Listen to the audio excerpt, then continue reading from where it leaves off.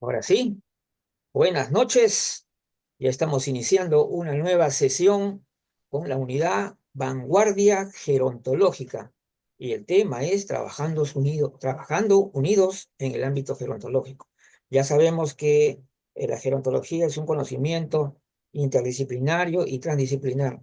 Es decir, necesitamos, como se dice, tomar fuerza pues entre todos para sacar adelante esto y sobre todo para mejorar, ¿no? Listo. Entonces, vamos a presentar a la doctora Karina Rodríguez, ¿no? Una muy destacada médico de rehabilitación y también con una gran formación gerontológica que nos acompaña el día de hoy. Y por supuesto, es una de las, también forma parte del Consejo Directivo de la Central Gerontológica Internacional, así como también es miembro de la Unidad Vanguardia Gerontológica. Con mucho gusto, entonces le damos el pase para que pueda realizar su exposición. Muy buenas tardes, buenas noches, buenos días, según el horario en que nos vean, pero desde nuestras actividades y en este espacio virtual, pues decimos bienvenidos a una actividad más de nuestro grupo de vanguardia gerontológica y como miembro de la central vamos a tocar el tema hoy de trabajando unidos en el ámbito gerontológico. Cuando hablamos de los procesos y los cambios que tenemos como seres humanos dentro de nuestro transitar en la vida, Ujú.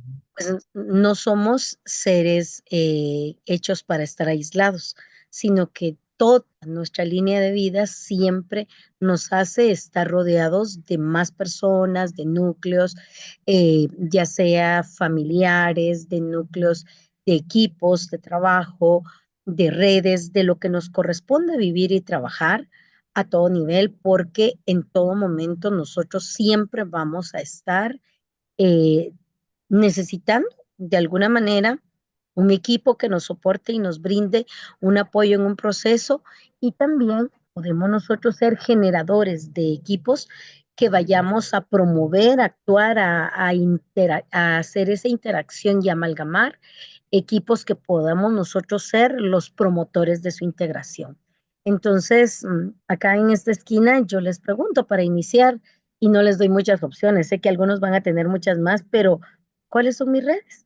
O sea, tengo, ¿cuántas tengo? Tengo las 6 que estoy poniendo yo acá. Pensémoslo en este momento que vamos a platicar, mientras de pronto al terminar se van a dar cuenta que sí tienen las 6, si tienen más y eso está buenísimo, o de pronto sea necesario ya fortalecernos para empezar a generar esas redes con las cuales nosotros vamos a trabajar.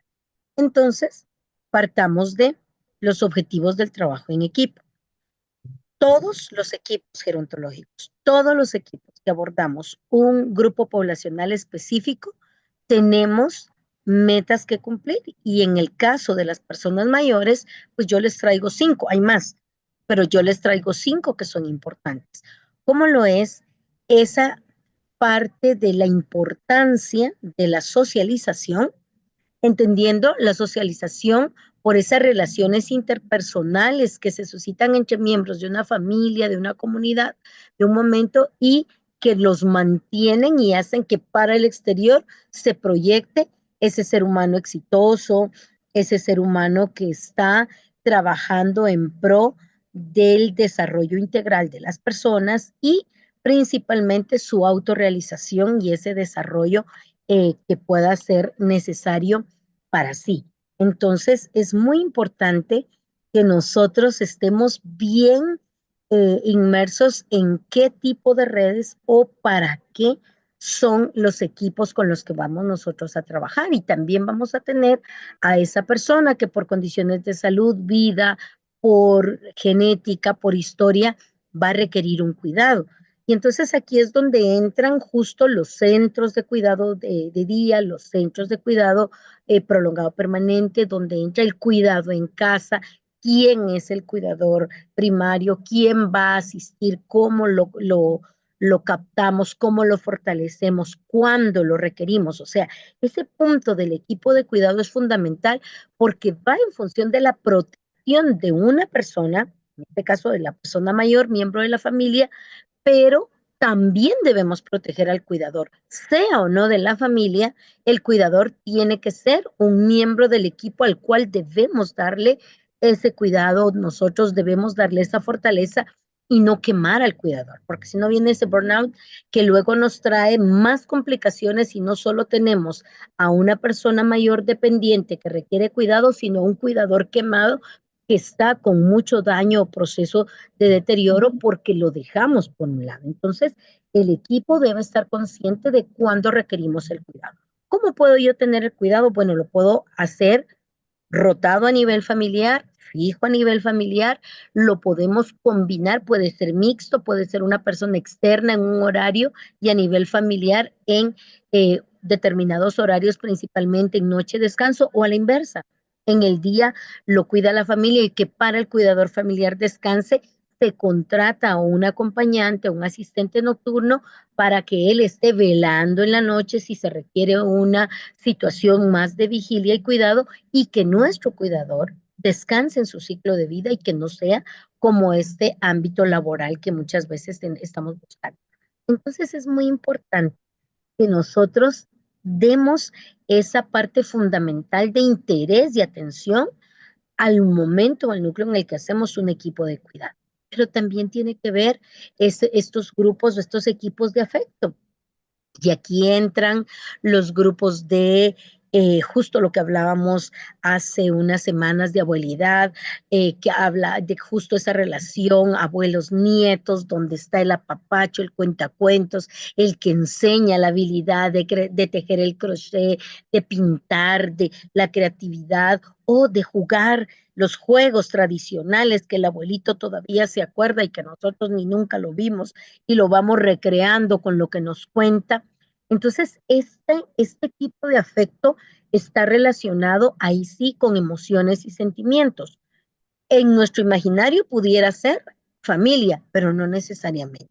El afecto puede surgir. Acuérdense que tenemos nuestro amor filio, nuestro amor eros, o sea, tenemos ese amor filial, ese no necesariamente viene de un contacto familiar, sino el filial puede ser también de amistades, de vecinos, de clubes, de grupos, porque empezamos a amalgamar, porque tenemos objetivos comunes, hacemos actividades comunes y entonces este grupo en el cual nosotros compartimos un deporte, jugamos ajedrez, dama china, parchís, qué sé yo, juegos de mesa, tenemos mucho, bailamos, hacemos baile tradicional, cantamos, tenemos actividades comunes que nos hacen estar y que eso nos genera el afecto.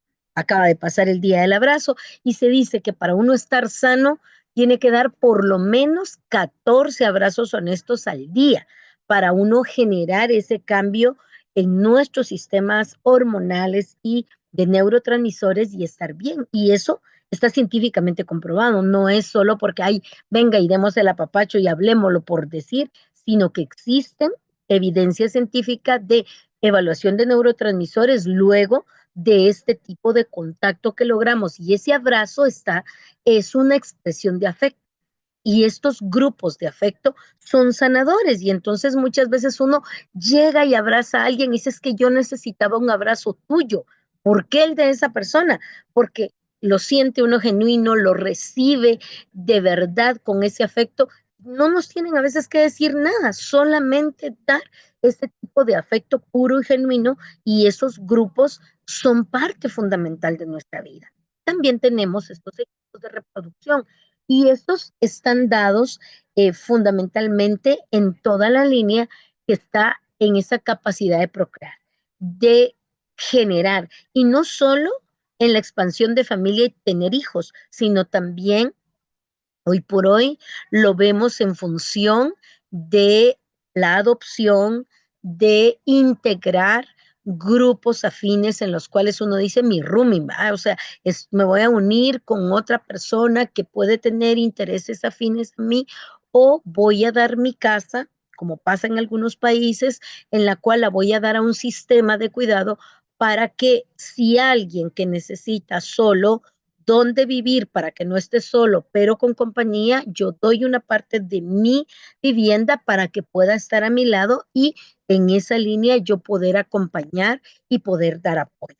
En el de reproducción a veces, y lo hablábamos también en abuelidad, resulta que los abuelos se toman el rol de crianza, de pago, de estudios, alimentación, eh, algunas recreaciones de los nietos o de quien cuida, y ahí se vuelve reproductiva esa parte de inversión económica hacia el desarrollo integral de otro ser humano que muchas veces no es el hijo, sino viene siendo un sobrino, un nieto, algún otro familiar con el cual pudiéramos estar ligados, pero a veces es el de alguna vecina, el de algún amigo, el de nuestra persona que ha trabajado con nosotros a nivel de servicio y los peques se van quedando y vienen con nosotros y ahí está esos grupos de reproducción directamente. Pero también tenemos grupos de estatus y el estatus va muy ligado a esos emprendimientos, a ese trabajo, a esas actividades en las que nos va a producir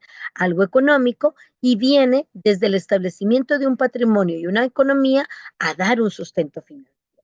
Entonces, si nos vamos dando cuenta, nosotros en todo momento vamos a tener equipos. Cuando lo manejamos a nivel de vida, a nivel de atención, podemos tener un equipo multidisciplinario en el cual cada uno va a tener un rol. Dentro de nuestros roles es fundamental tener en cuenta la opinión, las metas, el deseo, las actividades de la persona mayor. Debe ser un equipo por lo menos básico biopsicosocio, o sea, tenemos que tener a alguien que vea la parte biológica, la parte emocional y la parte social para que en conjunto ser humano integral y de esa manera nos estamos dando un acompañamiento transversal y en todo momento todos nos respetamos, porque es tan importante ver la parte médica de una diabetes, de una hipertensión, de una artritis, de una situación, de una fractura, de una lesión, como el estado de ánimo, cómo está su espiritualidad, cómo estuvo su día, cómo despertó, cómo amaneció, que está triste, que está preocupado, que está deprimido. Ay, no, no, mire, no, por eso nadie, mire, ahorita están deportando a latinos y usted preocupado porque su gato está maullando calladito, pero esa es su prioridad, ese es su tema. Entonces, no aminorar ninguna situación, sino que tener ese respeto y que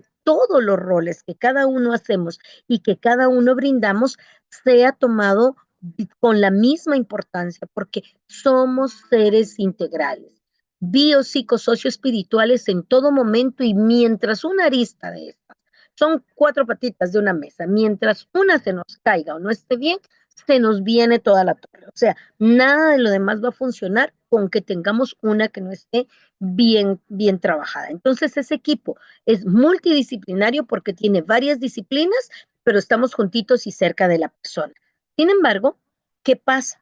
A veces tenemos que salir del círculo social, salir del grupo cercano, del básico, del biopsicosocio espiritual y nos vamos a una transdisciplinariedad. Entonces, cuando ya nosotros salimos a esos equipos transdisciplinarios, bueno, ¿qué debemos mantener? Porque ahí va a ser muy difícil que todos estemos en una junta discutiendo los temas y los casos un mismo día. Eso no va a pasar por temas de tiempo, distancia, costos, acciones. Entonces, nosotros lo que debemos mantener en todo momento es una comunicación efectiva. Hoy tenemos WhatsApp, tenemos correo electrónico, tenemos eh, maneras, Messenger, maneras de poder dejar un mensaje y podernos comunicar.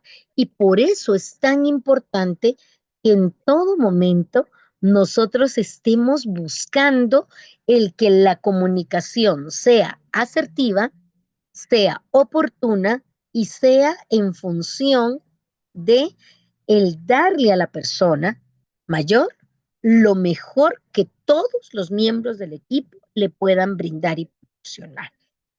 Siempre que tengamos la necesidad de consultar, de pronto no tenemos un geriatra en el equipo, pero sí tenemos un internista. Bueno, entonces agotemos en nuestra región la alternativa de tener la opinión de la persona más preparada, principalmente cuando estamos sospechando de alguna condición que pueda progresar y posteriormente limitarnos ese desarrollo integral y esa autonomía y esa manera independiente de movilizarse, de alimentarse, de salir y de hacer las acciones. Entonces, agotar hasta la última instancia. Por eso la transdisciplinariedad sale ya del núcleo y nos lleva a ir buscando. Hoy por hoy yo puedo hablar con un médico de España, de Portugal, puedo hablar podemos con Luigi platicar desde Guatemala hasta Perú. O sea, hoy tenemos estas plataformas que nos permiten poder interactuar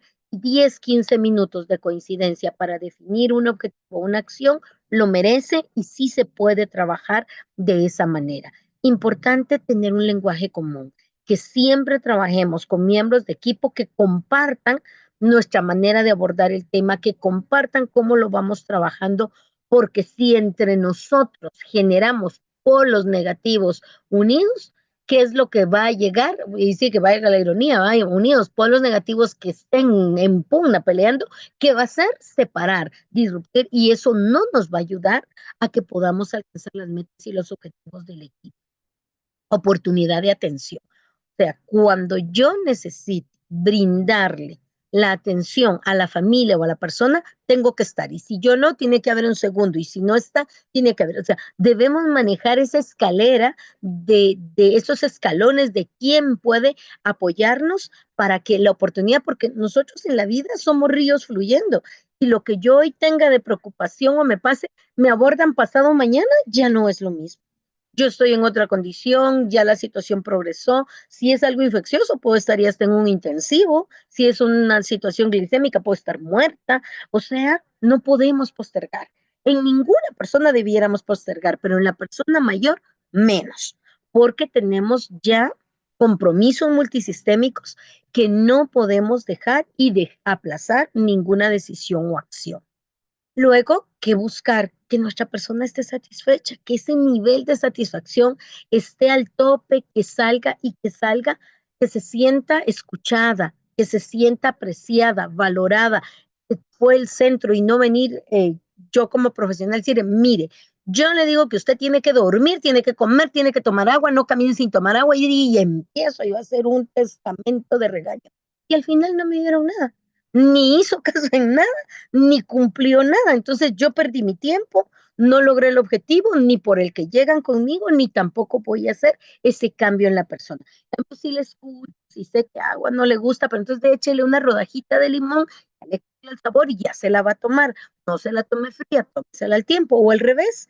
No le gusta el tiempo, tómesela fría, o le gusta tibia, métale una infusión de manzanilla, de algo que no le vaya a hacer daño, que pueda sumar a su vida, pero entonces yo voy modulando al conocer a la persona. Y entonces esa satisfacción se logra en la comunicación. Si yo no comunico, si yo no escucho, si yo no estoy apresta como miembro del equipo a la necesidad, a las costumbres, los hábitos y qué es lo que espera mi usuario al momento de interactuar como equipo, estamos perdiendo el cliente. O sea, no estamos alcanzando nuestro objetivo. Y en cualquier instancia tener con nosotros siempre a la persona, a su familia y a su equipo de cuidado, si lo requiriera, para que de esa manera todos hagamos lo mismo. Porque de pronto llega solo la persona, no le deja que entre en compañía al equipo, nadie, y resulta que cuando sale o se le olvidó o no lo entiendo bien, o la familia no quiere hacerlo porque tampoco sabe el por qué, y de pronto decimos no, que el tomar agua antes de comer no es bueno porque todos los jugos gástricos se van, entonces hay que comer y luego se hidrata para que todo esto haga su proceso de digestión, porque ya la parte de nuestro estómago, sus vellosidades son más delgaditas. No, pero si siempre hemos tomado agua, ¿por qué usted ahora no quiere tomar agua, verdad? O sea, son acciones que son de cultura. Entonces, si yo quiero alcanzar una meta, debo entrar en su cultura, enseñar la razón funcional, biológica y científica por la que algo se tenga que cambiar o monitorear, pero hacerlo en equipo. y hacerlo de manera oportuna. Entonces, en esta línea es como entramos en el ámbito y por eso la familia que debemos tener como miembro fundamental del equipo, mantenerse informado, respetar la autonomía y preguntarle, no, no, usted solo oiga, papá. No, mamá, mire, cállese, cállese, deje, y no le dejan hablar, o incluso a veces hasta lo ignoran, y la plática es el familiar con el equipo, y lo ignoran, eso no debe pasar, sino respetar que le duele, que le gusta, que no siente, que si siente, o sea, hay muchas cosas que solo lo podemos saber, y ahora lo conocemos, que pasa en la persona mayor, porque ahora lo escuchamos, porque ahora vemos, porque hay muchas cosas que antes de pronto sí se sabía, pero no se les dejaba hablar. Entonces, hoy por hoy, en ese respeto, lo vamos documentando y haciendo, y eso nos va enriqueciendo a todos. Y eso va a hacer que nos fortalezcamos en todo lo que es el soporte que vamos a ir dando, nos comunicamos de una manera más asertiva y hacemos ese trabajo en equipo en todo momento. Ahora, cuando estamos hablando de estos equipos, también debemos hablar de redes. Y aquí ya entra la persona mayor y sus redes. Entonces, en la historia de un ser humano, nosotros vamos tejiendo siempre relaciones. Algunas son duraderas, otras no. Unas se van a quedar de toda la vida y vamos a tener amigos de toda la vida y otros solo van a ir teniendo ciclos, pero todas dejan una huella y son importantes.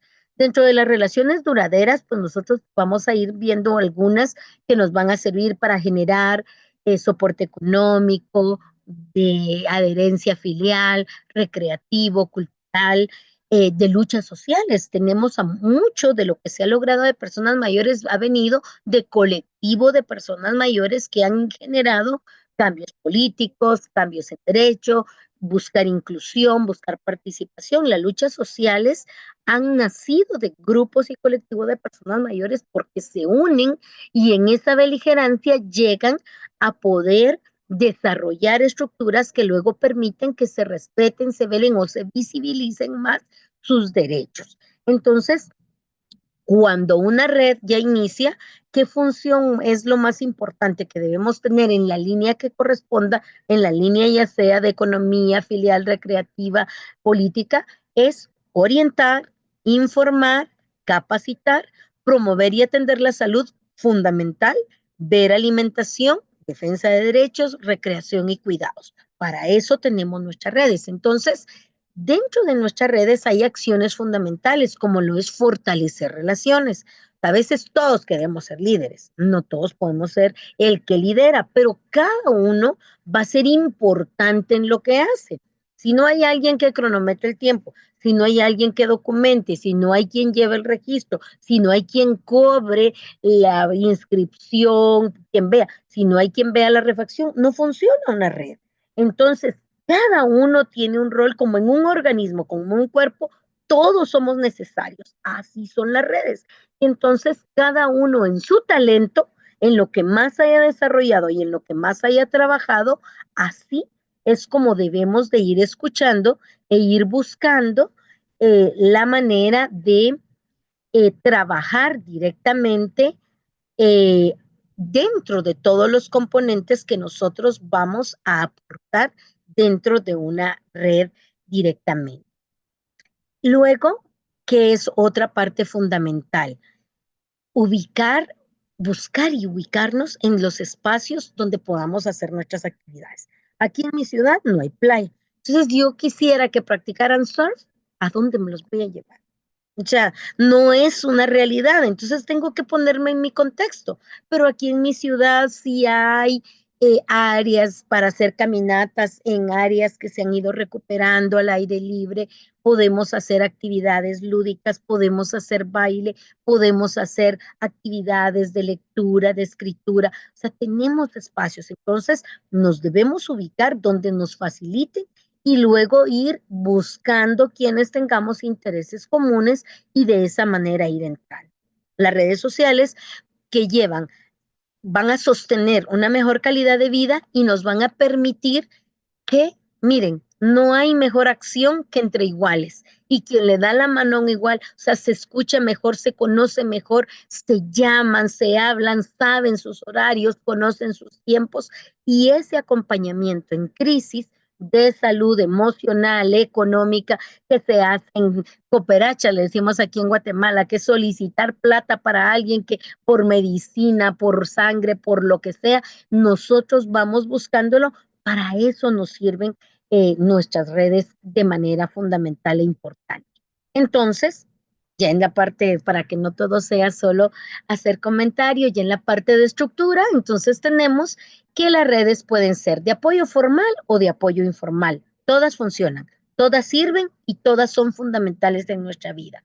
Tenemos entonces en las de apoyo formal, las de atención primaria, comunitaria, institucional, y las informales entramos las familiares, las que brindan las amistades y las que dan las personas en las comunidades. Y aquí entra mucho iglesia, municipalidades, toda la parte de arte dentro de estos colectivos en los que estamos. Entonces, una red primaria es donde estamos con nuestra pareja, con nuestra familia, con nuestros vecinos, nuestros amigos. Es la red de quienes nos conocen, están con nosotros, platican. Una red secundaria ya entra un ámbito laboral, un ámbito de jubilados, un ámbito de deporte, un ámbito de arte, ya gente que de pronto vivimos lejísimos, pero nos reunimos un día porque tenemos un talento común, o aquí en Guatemala hay rondallas de personas mayores, hay grupos de teatro de personas mayores, hay club de lectura de personas mayores, entonces, y se reúnen de varios lugares y generalmente hacen a nivel de Zoom o a nivel de Meet alguna reunión y presencial. Van alternando para tener esa presencia y lo van trabajando. Y las redes terciarias, aquí ya es donde entran las municipalidades, los departamentos, las ONGs, donde ya tienen una estructura, ya entramos a esa estructura y ya somos parte de algo oficial o más formal. De esa manera es como se da la cascada de redes. Entonces, ¿qué tipo de redes podemos integrar? Es nuestro derecho a la participación, nuestro derecho a la organización, la que querramos. Entonces, podemos hacer emprendimiento, actividades de servicio, y allí es donde vemos que van a orar por personas enfermas, van a visitar a las cárceles, y quien tiene ese talento y don y pueden hacerlo, pues lo van integrando y se van encontrando ese apoyo de transporte, de dinero, de recursos para ir haciendo sus actividades. La parte espiritual es fundamental, clubes de lectura, enseñanza de algún talento, bordado, pintura, puede ser presencial o virtual. Y entonces estas son las redes en las cuales estamos. Entonces, ¿qué debemos tener en nuestra red? Profesionales que nos den ese servicio para la comunidad y nos fortalezcan, activistas que nos permitan ir siendo como el que nos capte, como el captalentos, para que lleguen a los lugares y tener su opinión en políticas, en leyes, en normas, en reglamentos, en cambios, en movimientos sociales, en acciones de derechos humanos. Artistas, como les decía, escritores, escriben columnas, escriben reflexiones. Hoy las redes nos abren la puerta. Antes teníamos que esperar que un medio escrito y nos permitiera. Hoy escribimos en las redes y llevamos a un punto de reflexión y a veces se vuelven virales nuestras reflexiones. ¿Por qué? Porque tienen contenido fundamental y eso se puede trabajar desde nuestro sentir y hacer. Entonces, esto es importante para en un deporte, quienes quieran. No todas las personas mayores son vigoréxicas. Vemos personas mayores de 80, 85 años corriendo maratones, haciendo pesas, haciendo potencia. Es un porcentaje bajo, pero lo hay. Pero también está la persona que hace su actividad física regular por salud, su pasión no es el deporte ni la vigorexia, pero nos vamos a buscar esa actividad de salud y hacer lo que nos apasiona. ¿Qué es la invitación de nosotros y como vanguardia? Ahí sí que trayendo esto, bueno, busquen cómo organizarse. ¿Cómo lo vamos a hacer? Comuníquense de forma eficaz, ¿verdad? Con un impacto duradero, busque su núcleo. Esa comunicación implica no solo entregar un mensaje, no solo es ya vine, ya estoy, me pasó, escuché en Facebook en vivo un medio de comunicación de mi país y una persona, una colega rehabilitadora habló de la actividad física. Entonces cuando lo promueven yo dije, voy a escuchar, ¿verdad? Y wow, era así como, hay que moverse todos los días, tiene que hacer actividad. O sea, y todos los comentarios que les hicieron, tanto en la línea de personas que se defraudaron y personas en ironía, y yo digo, ¿cómo es importante comunicar? Y si yo no estoy en condición de poder comunicar algo bien, mejor decir ayúdame y no lo hago, porque la comunicación, para bien o para mal, llega un mensaje. Y ese mensaje de nosotros tiene que resonar con experiencia, con valores, con emociones, con sentir, invitar. Yo a qué les invito hoy a que se organicen, a que busquen sus grupos, a que hagan lo que les apasiona, a que sean felices dejando un legado y un legado donde se encuentran. A mí me llena de alegría hoy ver acá Pa, el que dice Pa, Luigi, fue mi maestro, él es pues un colega rehabilitador de mi Ya. y él es una persona que desde hace 40 años conozco y fue mi mentor y mi maestro. Y Ujú. que lo que él en mí dejó me motivó. Yo heredé la plaza de él cuando entré al Seguro Social. Él se jubila y la plaza de él, pero él ya me había dado a mí ese paso de estafeta en procesos y eso me permitió a mí avanzar a un escalón más por todo lo que él a mí me dio y gracias, doctor Méndez, por estar hoy acá. Ujú. Pero, ¿qué es lo que te digo? Yo vengo y motivo, yo vengo y digo, bueno, hagamos acciones para que avancemos más, para que promovamos más acciones, para que tengamos buscando este tipo de programas y al conocerlo lo difundimos. Yo sé que la municipalidad tiene para personas mayores lo que nos hace Xiomara en los eventos. La municipalidad así va, de acuerdo, ya hoy yo estoy fuera, pero eso no quiere decir que el programa no está y el que pueda tener el beneficio de ese programa y lo use, porque es una manera como comunidad de poder acercarnos y que esto nos ayude a poder desarrollarnos de una manera integral. Entonces, para que debatamos y para que tengamos un punto de compartir y discusión, pues bueno, ¿a qué los invito hoy? A que tengamos como equipos multidisciplinarios, todos los que somos parte, el compromiso de empoderar a la persona mayor para que genere redes, porque nosotros estamos acá para impulsar, para trabajar, para decirle, tú puedes y dale, al nivel que se encuentre. Y la persona mayor, organícese, participe. Como sociedad debemos ser facilitadores de redes y permitir que se lidere y se integre y se fortalezca y que cada uno dé lo que quiera dar, como pueda dar y cuando pueda dar. Quieran todos los días, puedan todos los días, háganlo todos los días, porque sí se puede. Fortalezcamos ese cambio de paradigma y motivemos a nuestras personas mayores de los entornos en donde estemos para que hagan actividades periódicas con compromiso, porque el planificar, el comprometerse, todo te obliga. Hay días que uno no quiere hacer ejercicio. Es honesto, hay días que, ay, el día está triste, el día nunca está triste, el día siempre está alegre. Uno es el que amanece triste y no quiere hacer las cosas. Entonces, busquemos que sean de verdad acciones sustentables, transversales, continuas, con compromiso y que ya sea con familiar, con amigos, con instituciones, con cualquier entidad que nos abra una puerta, metamos el pie y ya no le dejemos que lo cierre y de ahí a hacer el cuerpo para que esas redes nos permitan el bienestar y la autonomía de las personas mayores. Entonces, piénsenlo en lo que debatimos con Luigi. ¿Cuántas redes en realidad tienen? Sí tienen varias. Si en el inicio dijeron, no, yo no tengo ninguna, no es cierto. Sí tenemos redes y ahora que ya sabemos cuáles son, fortalezcámoslas y ampliemos nuestras redes. Que a mayores redes, mayor salud y mejor condición de vida vamos a tener en todo momento. Dejo hasta aquí, Luis, porque ahí está. Bueno, qué Para bueno. reflexión, Eh, Estaba estupenda la presentación. Y, o sea, prácticamente es una exposición que demuestra lo que es el trabajo gerontológico, cómo se coordina y todo eso.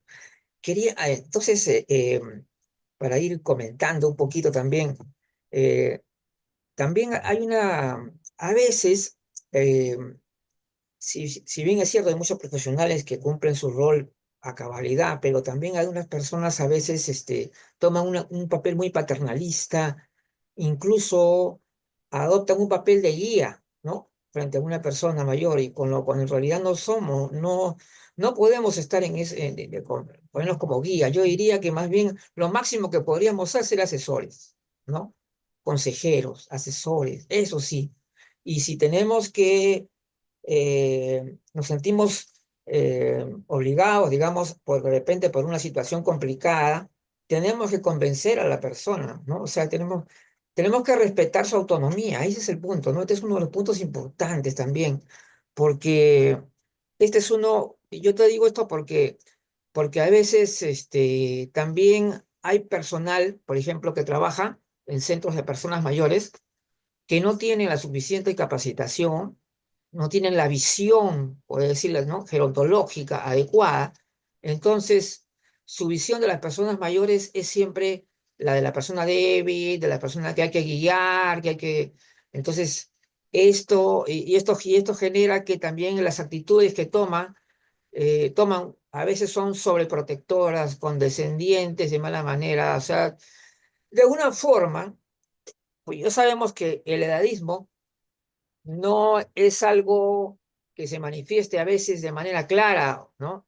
Expuesta abiertamente. También hay una forma de ser edadista de esa manera, justamente, paternalista, sobreprotectora, incluso cariñoso, pues, ¿no? Entonces, todo. Entonces, todas estas manifestaciones edadistas están expresadas de diferente forma, ¿no?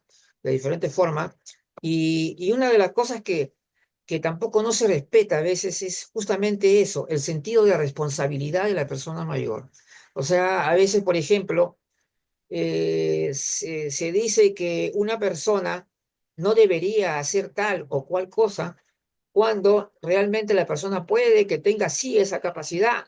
Entonces, en ese caso, deberíamos asumir la responsabilidad que tiene la persona. Eso es lo que yo digo, me parece que es el respeto básico a una. O sea, por ejemplo, si una persona sabe, yo creo, ¿no?, que somos lo suficientemente responsables para saber lo que podemos y lo que no podemos hacer, ¿no es cierto? Eso está claro, ¿no? Eso, y por último, si se da una situación complicada en que la puede estar en riesgo, ¿no es cierto?, la salud de la persona, pues tenemos que obrar de una manera inteligente y convencer, en todo caso, a esa persona si es que se está poniendo en riesgo, ¿no? De alguna manera. Pero yo digo que siempre, ante todo, deberíamos asumir que una persona mayor es responsable, ¿no? Es decir, entonces ahí, y por ahí está la cuestión a veces que yo me preocupo. Y sobre todo, Karina, también el tema de los promotores, ¿no? Ujú. Yo sé que hay muchos promotores que trabajan que no son profesionales y no por ello tienen que trabajar mal, ojo, porque si están bien capacitados pueden hacer un buen trabajo, pero algunos tienen esas actitudes, pues yo veo cómo les hablan a las personas mayores como si fueran sordos, exagerando un poco la voz, unos detalles que se pueden observar, ¿no? Que, que realmente no son adecuados. Entonces, las personas, porque además hay una cuestión también de los famosos sesgos, ¿no? Los famosos Ujú. sesgos. De Sí. acuerdo a los estudios que una persona tiene, a veces tienen esa visión sesgada. Por ejemplo, una persona que viene de trabajar exclusivamente en el área de asistencia, de cuidados, a veces tiene esa visión, lo lleva a ver a la persona mayor como un sujeto de cuidado, ante todo. O sea que por encima de todo, su visión resulta sesgada, ¿no? Y esto genera pues que también sus actitudes para poder, digamos, hacer un buen trabajo como debería ser, va a ser afectada por esto. ¿Qué piensas sobre eso?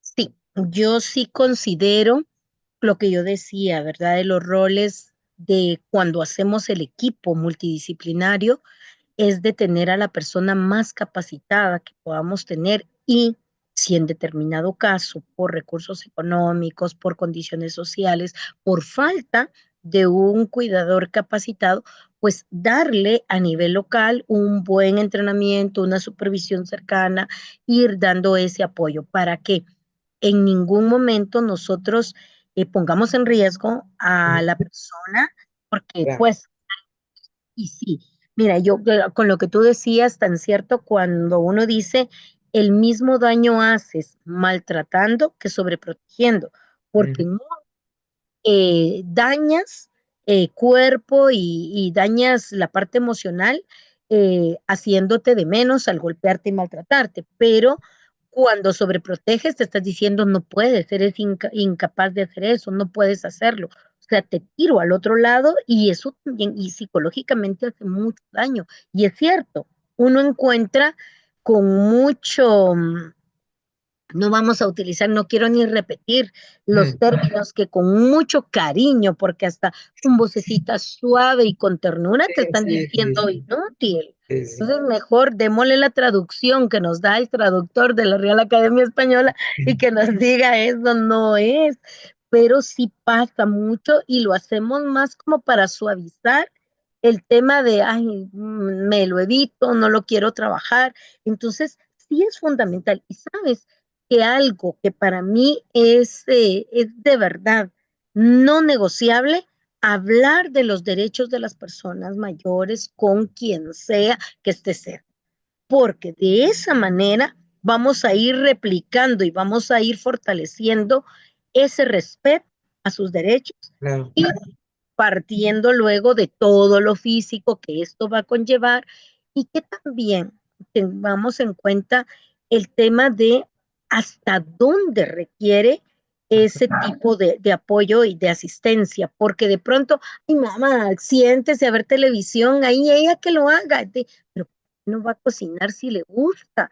O sea, ¿por qué no la asistente que sea y ella estar de una manera segura, con apoyo, lo que lo que tenga en casa para hacerlo, pero no eliminar los roles porque lo estoy pagando, ¿verdad? Como lo pago que haga algo. No, o sea, ese paradigma hay que quitarlo, o sea, es un acompañante, es un asistente, es alguien para que no esté solo, ¿de verdad lo necesitará? O sea, hay tantas maneras hoy de poder brindar estos apoyos y de hacerlo que debemos trabajarlo con ese equipo, con toda la conciencia de qué se necesita. Pero sí es fundamental que aunque sea de manera empírica y con la repetición y la experiencia, dar esa capacitación y luego Ujú. asegurarnos que el mensaje llegó como nosotros esperamos que se diera y que no en el camino se nos tuerza y se terminen haciendo otras cosas que al final son lesivas a la integridad y a la vida de nuestra persona mayor. Tienes toda la razón. Sí, pues yo lo que me preocupaba era, hay dos cosas aquí que a veces van juntas, edadismo e idealización. Van dos, y van juntas. Para mí son dos cosas que no nos favorecen para nada, ¿no? Uno, porque ya sabemos, edadismo es discriminación, básicamente. Y lo otro, la idealización, que también en lugar de favorecernos, más bien nos perjudica porque más bien oculta las cosas, ¿no? Tapa las cosas y nos dice, y a veces al excedernos en esa tendencia de querer motivar, ¿no? A veces por querer motivar Uh -huh. cometemos esos excesos, digamos, esos errores, ¿no? Y comenzamos a generalizar no solamente como la manera edadista, donde, ya sabes, generalizan a las personas como débiles, como personas de, en todo caso, pero en este caso, esta también diría, la idealización también nos trae una visión que no es realista muchas veces. Y Uh como no -huh. es realista, nos está ocultando también los reales problemas que existen o que pueden existir. Esa es la situación.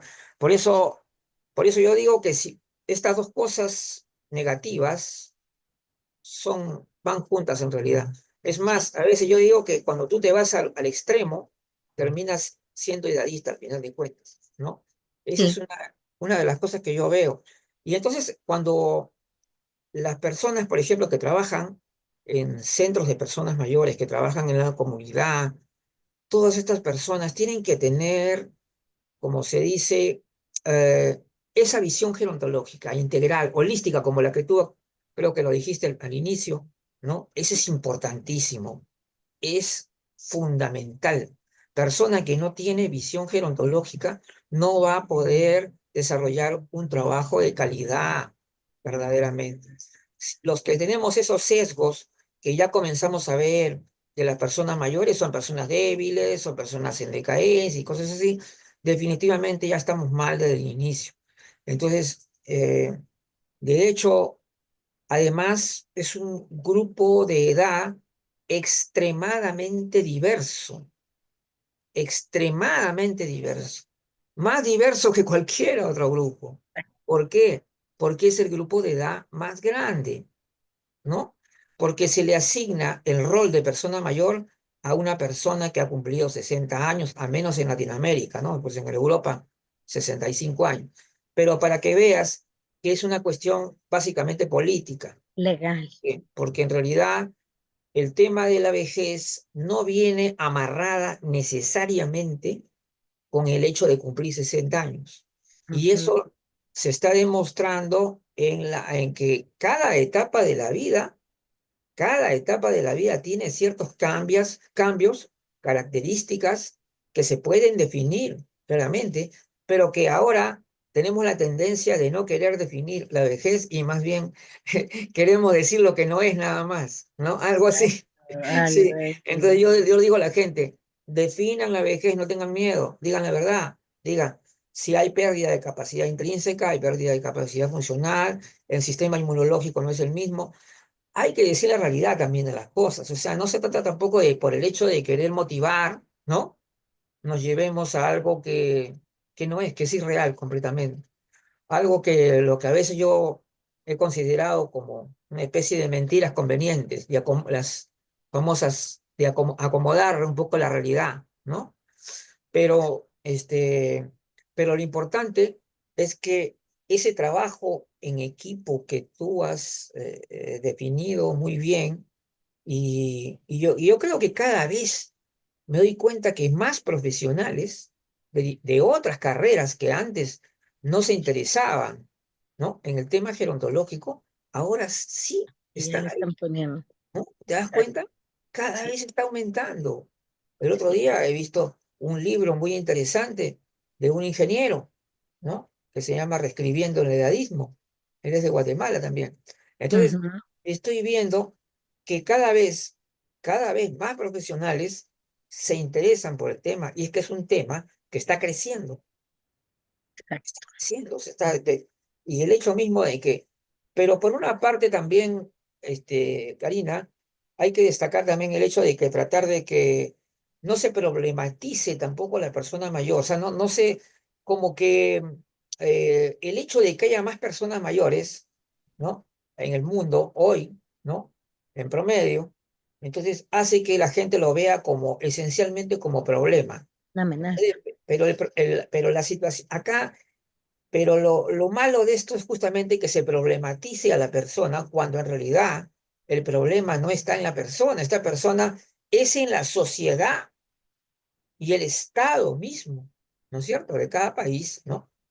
Es ahí el problema, el no dar la suficiente calidad de servicio y de repente derechos, ¿no?